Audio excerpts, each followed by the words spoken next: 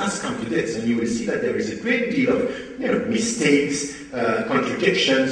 Slavery was also carried out by Arabs, and they were dealing with racist statements about black people, West African people. This is there. This is what we have to do. But when you do this from within, you are helping the process of reaching something which is a self-critical approach, and so breaking the binary vision, coming to an understanding from within. But I would say that in our situation, when we listen to the Pope saying that the roots of Europe are Greek and Christian, self-critical approach should be also promoted by saying it's wrong. So this is my answer to the Pope was this. It means, for me, that Europe needs a dialogue with itself, not only with other civilizations, just to come to a better understanding of our values and to come with, democratic values in the way we are speaking about this. That's all fine, but let us also be consistent when you are poor, when you are segregated, when you are facing class segregation, you are dealing with a democracy which has,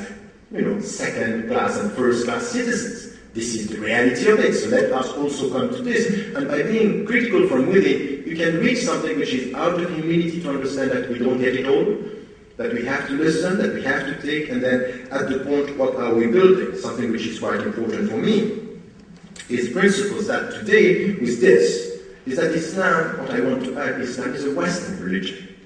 That's done now, it's over. We can't just speak about the other. Islam is a Western religion. Secondly, that we have multiple identities, and then we have, with this critical thinking, shared universal values. This is something which is quite important to build this. But I am coming from this, from a root which is self-criticism, reassessment, listening, respecting, and coming to something there. We are not preaching something which is not understood. And this is where I would disagree with Olivier Roy, and you were hesitating on this. I would say it's not enough to abide by the law.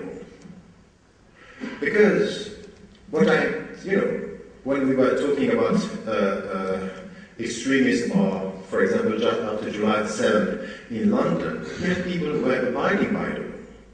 And I would say this is why in the book, what I believe I said, we need 3 L's that are very important. 3 L's. For all of us, but for the Muslims and the Muslim citizens to understand this, the first yes is to abide by the law. And for me, there is no discussion.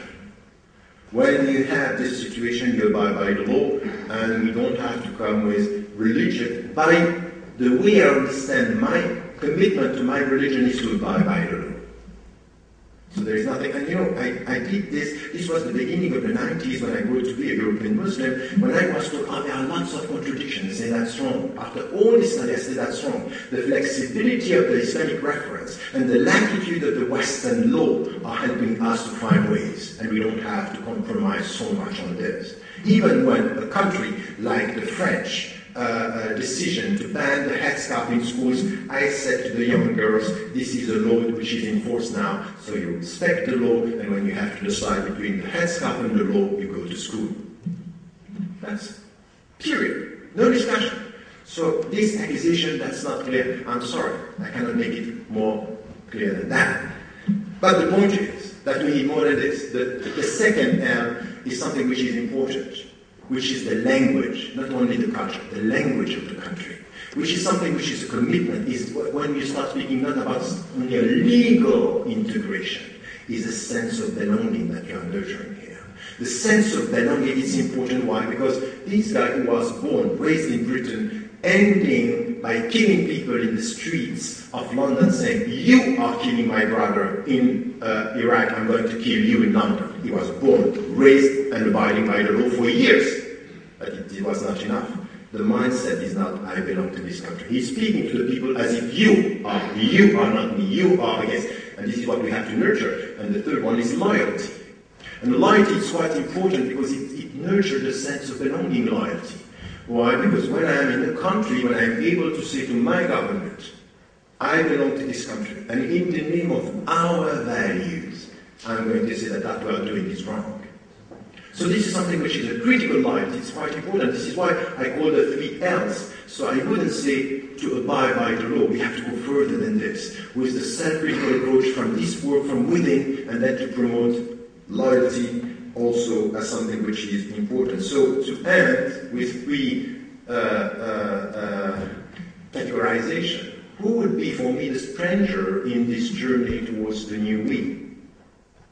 The first, which is for me quite important, is all the people who are going through a negative definition of civilization and identity. I'm defining my civilization against, and this is what I got from the neocon in the States, from some people who are leftists yesterday, who are very close to the neocon now, and they are progressists in the way they are dealing with social issues, but when it comes to culture, they are reactionary. They are reactionary. They are very much in the very old school of us versus them in the way that they are dealing with the world, and then these mine are really much about a negative definition of civilization. This is our civilization against the others, and I would say based on perception and all this discussion, and very often in the West, the other is the Muslims and Islam. And you cannot deny this. You can now try to find, oh no, it's more than that. You know, as we had this discussion on religious symbols in France, no, it has nothing to do with Islam. So, why are you talking about it? It's all about the stuff. It's all about the burqa, it's all about the mirrors, it's all about the new symbols. Even in your mainly get Wilders, when he speak about the others or the immigrants, the problem is Islam. So let us be serious about this. The second thing is something which has to do with nationalists in the way they are defining the nation and the nation state. In the time of globalization, it's coming to a very narrow understanding of identity. All the populist party nurturing fears are playing that game. So you have a negative and then the narrow. And the last is what I see, and you said it at the beginning of your talk, you have people who are not religious, who are very dogmatic.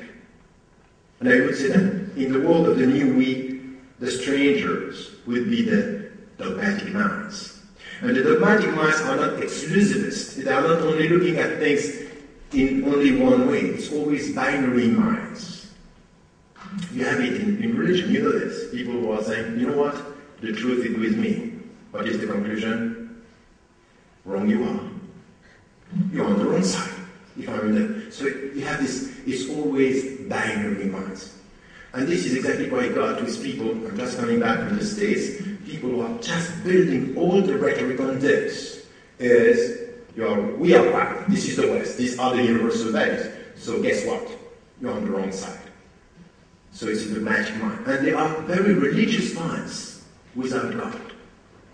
But very dogmatic religious mind on this. It's as if, and with people in France, when we are still talking about laïcité, I'm sorry to say sometimes, it's as if you are speaking about a new religion. This is right, this is wrong, and this is why some are calling them new, secular fundamentalists. And I would say that dogmatic minds, narrow definition of identity, and negative definition of civilization and identity could be the strangers in the new we that I would promote and nurture. Thank you.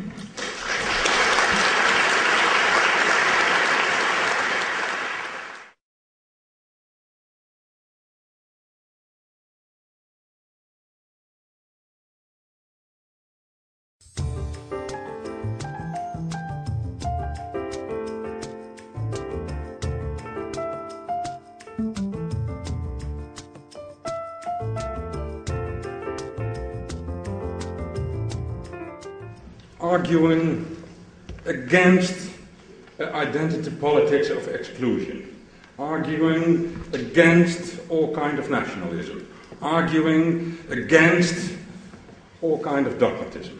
In that sense, you argue the same. But then is the question, who is the new we?